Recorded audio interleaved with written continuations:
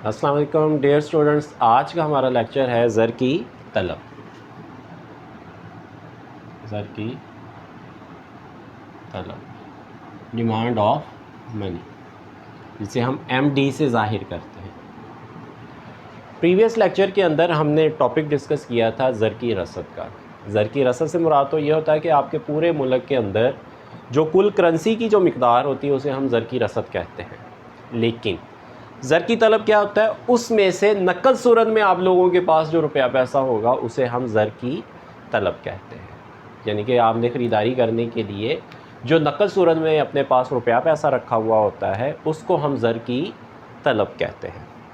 अब ज़र की तलब के कुछ महरक़ात हैं, कुछ पॉइंट्स हैं। हम अपने पास नकद सूरत में रुपया पैसा जो होता है वो क्यों रखते हैं? सबसे पहले आपके पास घरेलू मकासद के लिए, घरेलू मकासद के लिए।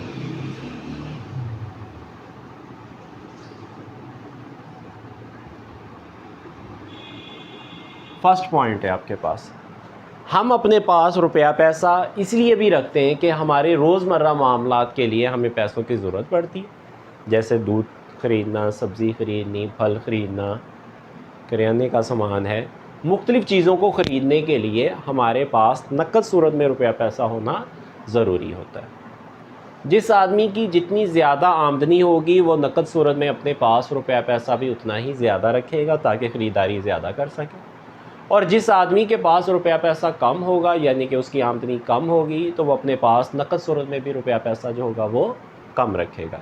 इसका मतलब है कि अमीर आदमी की जो ज़र की तलब होगी वो ज़्यादा होगी और गरीब आदमी की जो ज़र की तलब होगी वो कम होगी। दूसरा है हमारे पास पॉइंट, कारोबारी लोग।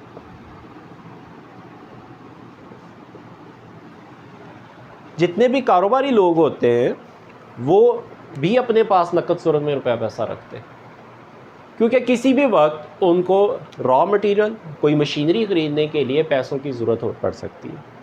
इसीलिए वो अपने पास नकद सूरत में रुपया पैसा रखेंगे, या किसी बुरे वक्त के लिए भी वो बैकअप के अंदर अपने पास रुपया पैसा रखते हैं ताकि फ़ौरी तौर पर उनको पैसों की अगर ज़रूरत हो तो वो पैसे जो है वो इस्तेमाल कर सकें।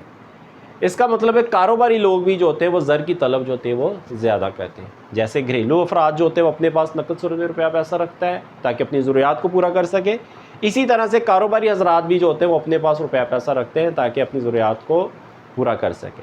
ठीक है, जैसे एक कारोबारी पर्सन जो है फैसलाबाद से लाहौर जाता है तो अपने पास रुपया पैसा जो होगा वो लेकर जाएगा ताकि वहाँ पर किसी भी जगह पर उनको रॉ मटीरियल, मशीनरी, जो उनके काम के रेलिवेंट जो है वो प्रोडक्ट उनको मिले तो वो फौरी तौर पर जो है उसको ख़रीद सके।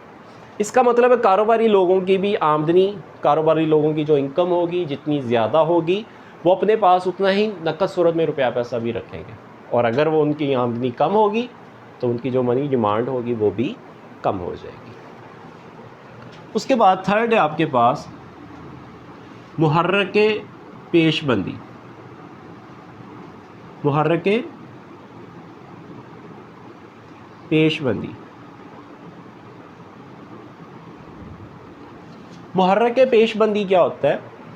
इसका मतलब ये होता है कि इंसान जो होता है वो बुरे वक्त के लिए, नागहानी हालात के लिए, एमरजेंसी की सूरत के लिए अपने पास रुपया पैसा रखता है, या फिर शादी ब्याह, कारोबार के लिए कुछ ना कुछ जो होता है वो बैकअप जो होता है वो ज़रूर रखता है अपने पास, ताकि जब ये वक्त आए तो उनके पास जो पैसे मौजूद हों ताकि वो इसका इस्तेमाल हो सके।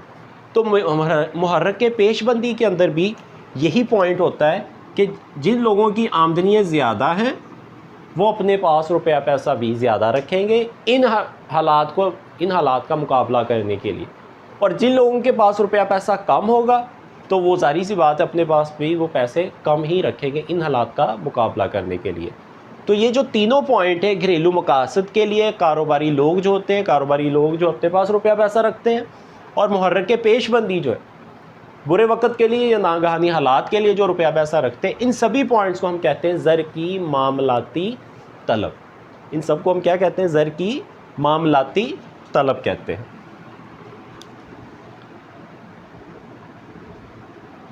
ज़र की मामलाती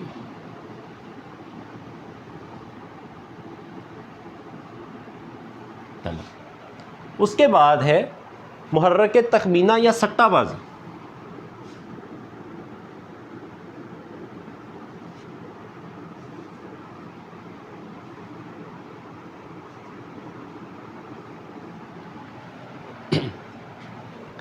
इन सभी पॉइंट्स को अगर हम इकट्ठा करते तो इन सभी का जो ताल्लुक है वो है आमदनी के साथ, ज़र की मामलाती तलब।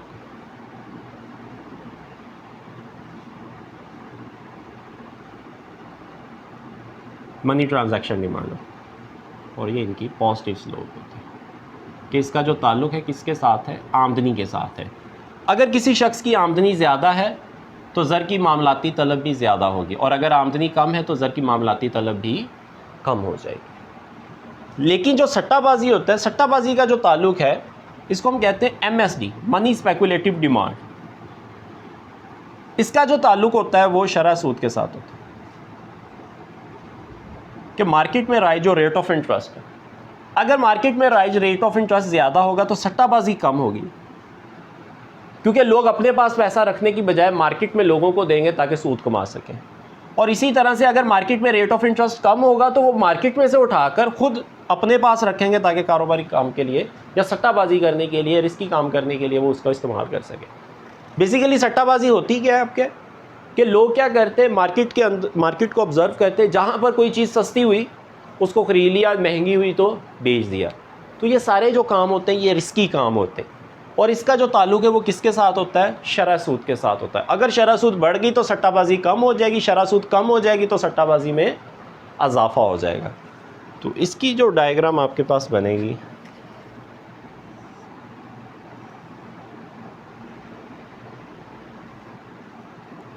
ये शरह सूद, ये है MSD, और इनके दरमियान जो रिलेशन होता है वो आपका नेगेटिव है। MSD is equal to function of I। तो जैसे जैसे शरह सूद में इजाफा होता जाएगा सट्टाबाजी के अंदर जो वो कमी होती जाएगी। अगर शरह सूद में कमी हो जाएगी तो सट्टाबाजी के अंदर इजाफा होता चला जाएगा। इससे आगे है ज़र की तलब में कमी बेशी के असरात हैं आपके पास।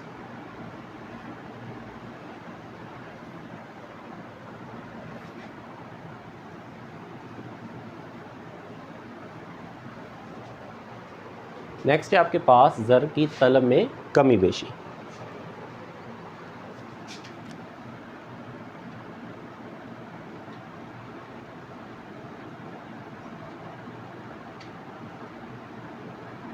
कमी और बेशी, यानी कि ज़र की तलब में जो इजाफा होता है और ज़र की तलब में जो कमी होते हैं, इसके असरात क्या होते हैं। तो इसमें सबसे पहले पॉइंट है आपके पास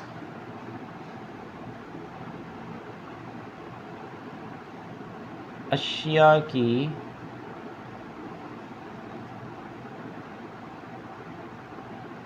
कीमतों का रुझान, कि मार्केट में ये देखा जाएगा कि अशिया की कीमतों का क्या रुझान है। अगर तो मार्केट में कीमतें कम हो रही होंगी तो इसका मतलब लोग ज़्यादा ख़रीदारी करने के लिए अपने पास नकद सूरत में पैसा रखेंगे, और अगर मार्केट के अंदर कीमतें बढ़ रही होंगी तो लोग क्या करेंगे, अपने पास पैसा रखने की बजाय चीज़ों को ख़रीद कर अपने पास रख लेंगे या मार्केट में देने को ज़्यादा तरजीह देंगे। उसके बाद सेकंड है आपके पास आमदनी का हुजम।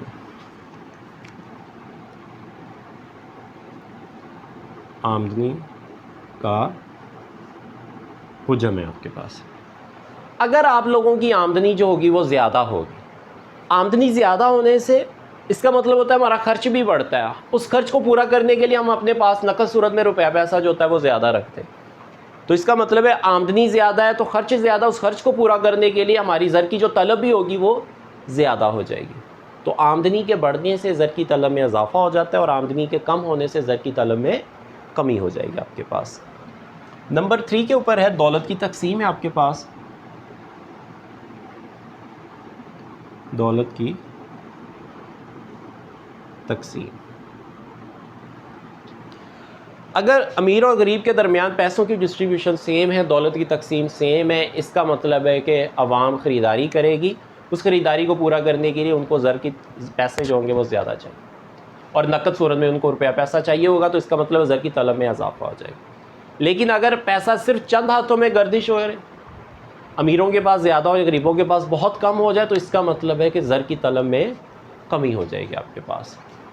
और लास्ट में है आपके पास मार्केट में राय जो शरह सूद होता है। नंबर 4 है आपके पास, आखिरी पॉइंट है शरह सूद है आपका।